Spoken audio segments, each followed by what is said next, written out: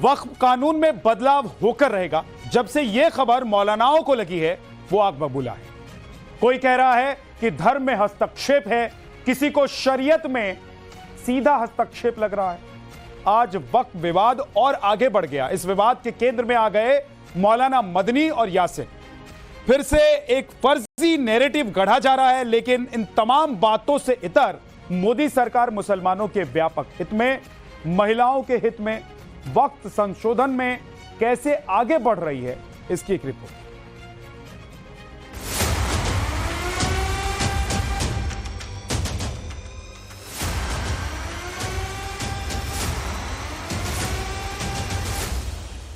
हमारा तीसरा कार्यकाल बहुत बड़े फैसलों का होगा। तो क्या मोदी 3.0 में पहला सख्त फैसला लेने का वक्त आ गया है? क्योंकि इस समय देश की सियासत में सिर्फ एक ही शब्द ट्रेंड कर रहा है, वो है वक्फ।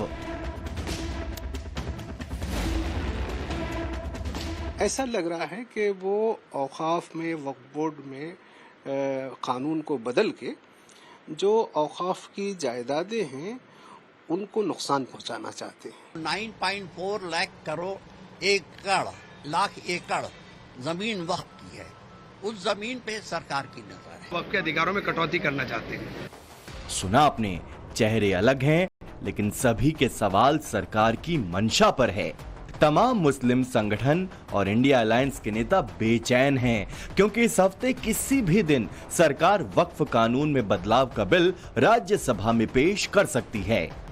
राज्यसभा में इस बिल को लाने के पीछे एक बड़ी वजह ये भी कही जा रही है कि राज्यसभा एक स्थायी सदन है, ये कभी भंग नहीं होता और यहाँ लाई गई बिल निष्प्रभावी नहीं होता।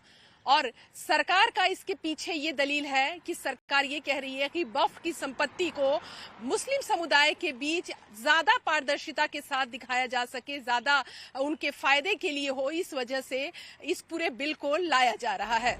सरकार का दावा अलग है, लेकिन वक्फ एक्ट में बदलाव को लेकर तमाम मुस्लिम संगठन और मौलाना भड़के हुए हैं।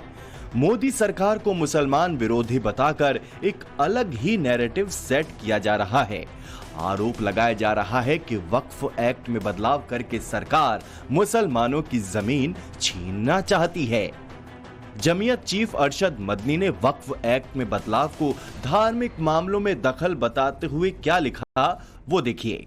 सरकार की मंशा खराब है, वो हमारे धार्मिक मामलों में हस्तक्षेप करना चाहती है और मुसलमानों की अरबों की संपत्ति हड़पना चाहती है।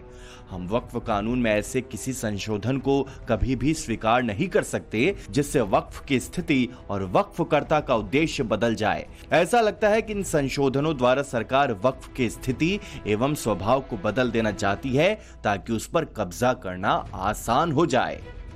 सवाल यही है कि नए बिल में किन बदलावों का खाका खींचा गया है कि भड़के मौलाना जी धमकी पर उतर आए हैं। पहले इसे समझिए। खबरों के मुताबिक सरकार वक्फ एक्ट में 40 संशोधन करने वाली है। मौजूदा प्रावधान के मुताबिक पहले वक्फ बोर्ड में केंद्र और राज्य का कोई दखल नहीं होता था, मगर बदलाव के बाद वक्फ को अपनी संपत्ति जिला मजिस्ट्रेट के दफ्तर में दर्ज करानी होगी। अभी वक्फ की संपत्ति से होने वाली आय की जांच नहीं होती है, मगर एक्ट में बदलाव के बाद ये जांच के दायरे में आ जाएगा। अभी किसी भी संपत्ति पर वक्फ का कब्जा हो जाता है, लेकिन बदलाव के बाद सिर्फ मुस्लिम ही वक्फ की संपत्ति बना सकेंगे। मौजूदा वक्फ बोर्ड में महिलाओं के लिए कोई जगह नहीं है, मगर बदलाव होने के बाद महिलाओं को भी वक्फ बोर्ड का सदस्य बनाया जाएगा। और सबसे अहम, वक्फ बोर्ड के खिलाफ अभी किसी कोर्ट में अपील नहीं की जा सकती, लेकिन एक्ट में बदलाव के बाद कोर्ट में वक्फ की मनमानी के खिलाफ कोर्ट में अपील की जा सकेगी। इसके अलावा नए बिल में और भी ऐसे कई बदलाव का खाका खींचा गया है जो वक्फ को पारदर्शी बनाए, क्योंकि ये संशोधन बिल वक्फ की मनमानी पर प्रहार करता है। शायद यही कारण है कि मुस्लिम संस्थाओं पर काबिज मौलवी मौलानाओं को इसमें संशोधन खटक रहा है। जो कुछ हुकूमत का रवैया है और जो कुछ हुकूमत ने अब तक, या हुकूमत जिस पार्टी की, उन्होंने जो कुछ कहा है, उससे ऐसा लग रहा है कि वो औकाफ में, वक्फ बोर्ड में कानून को बदल के जो औकाफ की जायदादें हैं उनको नुकसान पहुंचाना चाहते हैं। गवर्नमेंट का इंटेंशन मुस्लिम कौम की भलाई या मुस्लिम औरतों की भलाई है, या वक्फ बोर्ड में तब्दील करके उन जमीनों को कुछ पूंजीपतियों को और उस पर कब्जा करके मुसलमानों से वो जमीन छीन लेने का इरादा है। ये असल मसला है। गवर्नमेंट की जो पॉलिसी से अब तक का जो उनका रवैया है, उससे ऐसा लगता है कि ये जो उसमें तब्दीलियां करके जो कुछ ज़मीन वक्फ बोर्ड के तहत है, जो मुसलमानों ने दी, मुसलमानों के लिए दी, उसको हुकूमत छीनना चाहती है। ये खुद फ्रीडम ऑफ रिलीजन के खिलाफ है। बीजेपी शुरू से वक्फ बोर्ड और वक्फ की प्रॉपर्टीज के खिलाफ रही है और इनका एक हिंदुत्व का एजेंडा है, आरएसएस का एजेंडा है कि वो शुरू से वक्फ प्रॉपर्टीज को और वक्फ बोर्ड को खत्म करने की कोशिशें करती रही हैं। अगर ये मीडिया रिपोर्ट सही है तो मोदी सरकार ये चाह रही है कि पूरे वक्फ बोर्ड की प्रॉपर्टीज को छीन लिया जाए, इनको मुसलमानों से छीन लिया जाए। मुसलमानों के मस्जिदें हैं, दरगाहें हैं, जहां पर हिंदुत्व की ऑर्गेनाइजेशन आरएसएस बोलते कि नहीं है वो, तो ये अमेंडमेंट्स लाने का मकसद एक ही है कि एक तो वक्फ प्रॉपर्टीज को छीन लिया जाए, दूसरा फ्रीडम ऑफ रिलीजन के खिलाफ काम कर रहे हैं। जहां यह भी जानना जरूरी है कि देश में सेना और रेलवे के बाद सबसे ज्यादा जमीन वक्फ बोर्ड के पास है। वक्फ एक्ट 1995 और संशोधित कानून 2013 में वक्फ बोर्ड को जो अनलिमिटेड ताकत दी गई, उसका असर ये हुआ कि वक्फ बोर्ड के पास 2 गुना संपत्तियां हो गई। शुरुआत में वक्फ बोर्ड के पास 52,000 संपत्तियां थी। साल 2009 में यह बढ़कर 3 लाख रजिस्टर्ड संपत्तियां हो गईं। 3 लाख संपत्तियों के जरिए वक्फ बोर्ड के अंदर 4 लाख एकड़ जमीन आ गई। 15 साल में संपत्तियां 3 लाख से बढ़कर 8,72,000 तक पहुंच गई। जमीन भी 4 लाख एकड़ से 9.4 लाख एकड़ यानी डबल से भी ज्यादा हो गई।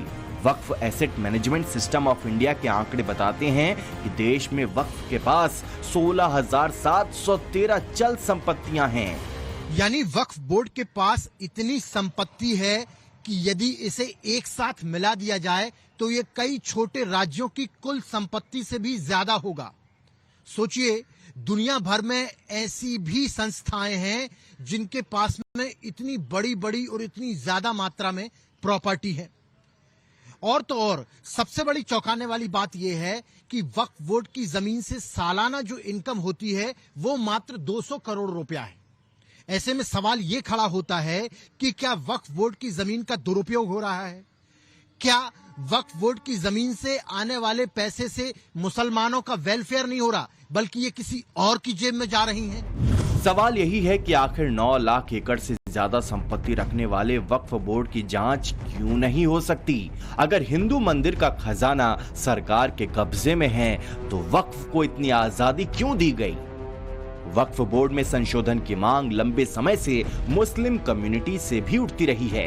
अक्सर आरोप लगते हैं कि वक्फ पर कुछ पावरफुल जमातों ने कब्जा कर रखा है। सबसे बड़ा आरोप इस बात को लेकर है कि वक्फ का सही रेवेन्यू रिकॉर्ड पर क्यों नहीं है। इन गंभीर सवालों का जवाब देने के बजाय मुस्लिमों की रहनुमाई का दम भरने वाले मौलाना जी अलग ही राग अलाप रहे हैं। ज्ञानवापी मामले में मुस्लिम पक्षकार और अंजुमन इंतजामिया कमेटी के एसएस यासिन का आरोप है कि सरकार 70% मस्जिदों पर कब्जा करने की तैयारी के साथ साथ वर्शिप एक्ट को खत्म करने की तैयारी कर रही है। कि जो 9.4 लाख एकड़ जमीन वक्फ की है, उस जमीन पे सरकार की नजर है और सरकार उस जमीन को किसी न किसी रूप में लेना चाह रही है। और इसके जरिए हमारा अपना जहां तक ख्याल है कि वर्शिप एक्ट जो 1991 है उसको भी डिसमिस कर देंगे। बहुत खराब हालात होंगे। हालात दिन ब दिन खराब करती जा रही है सरकार की मंशा लगता है यही है कि धर्म के नाम पे, हिंदू मुस्लिम के नाम पे सब इस तरह की करते रहो, बस यही एक जरिया रह गया है। सरकार की मंशा ठीक नहीं है और अदालतों का भी रवैया देख रहे हैं हम।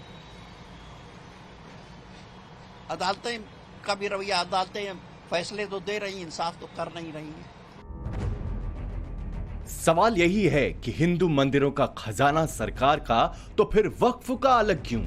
सिर्फ वक्फ की संपत्तियों के सत्यापन मात्र की खबर से ही मौलाना बौखला गए हैं। और सिर्फ मौलवी मौलाना जी ही क्यों, मुसलमानों को वोट बैंक की तरह देखने वाले नेता भी वक्फ एक्ट में संशोधन बिल से बेहद खफा है।